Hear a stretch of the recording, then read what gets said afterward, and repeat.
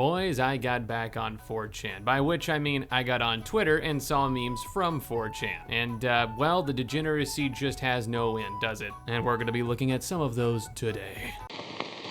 This is art right here. I'm doing it right now. This is performance art. You guys don't understand? This is a living painting that you see. Michelangelo, Leonardo, Da Vinci, they're all dead. I remain. You understand? I remain as a performance artist. Ukraine versus Russia, Israel versus Arabs, India versus Pakistan. This is getting spicy. Who's going to war next? Monsters versus aliens.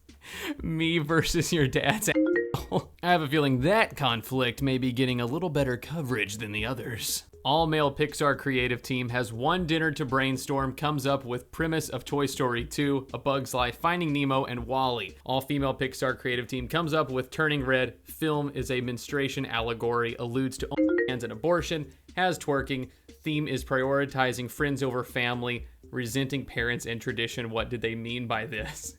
And this is actually a pretty great reply. Women made a story about teenagers for teenagers, and Mid made some gay shit that no one over 7 is interested to watch. Low key though, I mean, I do enjoy the movies that they produce. They're good entertainment, but at the same time, that reply is kind of accurate, actually. 70 from PC Gamer, Expedition 33's gorgeously realized world is let down by its emphasis on combat, marred by a few fatal stumbles. Do journalists even like video games? And that's a really good question. No, most of them actually don't. A lot of them hate gameplay. I don't really know why. For some reason, gaming journalists, a great deal of the time, don't like the things that make a game, like combat or enemies or having to do puzzles or anything other than 45-minute fully rendered cutscenes.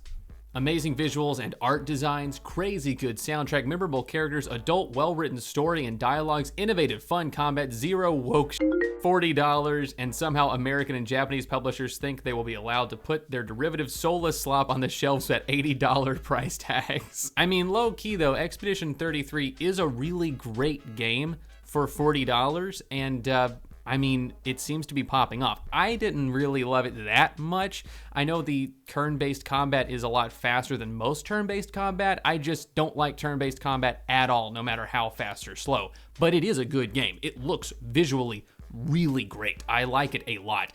What I would really enjoy in it is if it had like a Dark Souls kind of combat system, but I know we have so many of those games coming out right now, it's overdone at this point, but it is still a great game. So I don't really know why we can't have more games like it. It's really good.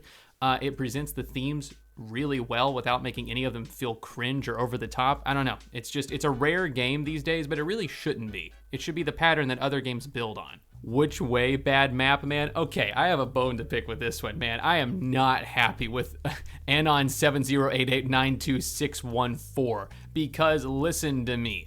Listen, Nuketown is an amazing map. Every iteration of Nuketown is great, all for the same reasons. Those are many of the same reasons that make it probably a bad map on paper, but you sound like a games journalist when you say it's a bad map because it's great. Sniper from those 2 upper windows, oh my god, you pull out the SMG, you go down to ground level, you get in those backyard areas where the respawns always switch, oh my god, it is an amazing map. You do search and destroy on that map, pops off.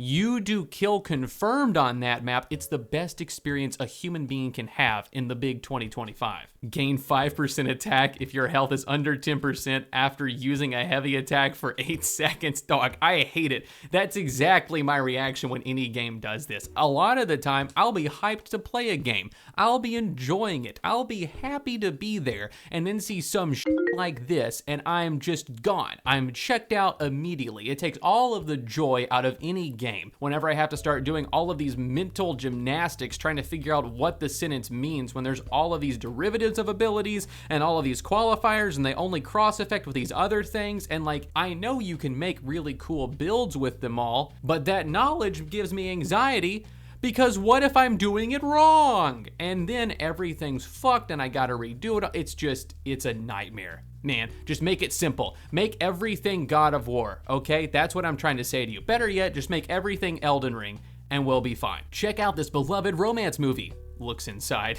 Infidelity. That is true though. Like anytime you have these beloved fan favorite romance movies or anything like The Notebook, it's just realistically cheating on your partner. That's all it is. You could just break up with them and then do whatever you want, but that's most of what these true love movies are, is just one partner in a relationship is doing their best, doing everything they can to make the world a better place for their loved one who happens to fall in love with like a maple syrup farmer from their hometown. It's just the worst thing ever. A lot of Hallmark movies are like that too. But anyway, boys, that's all I got for you. Check out my Twitter if you want to follow. It's pretty cool. I got like 44 followers, so popping off over there, I guess you could say. But anyway, goodbye.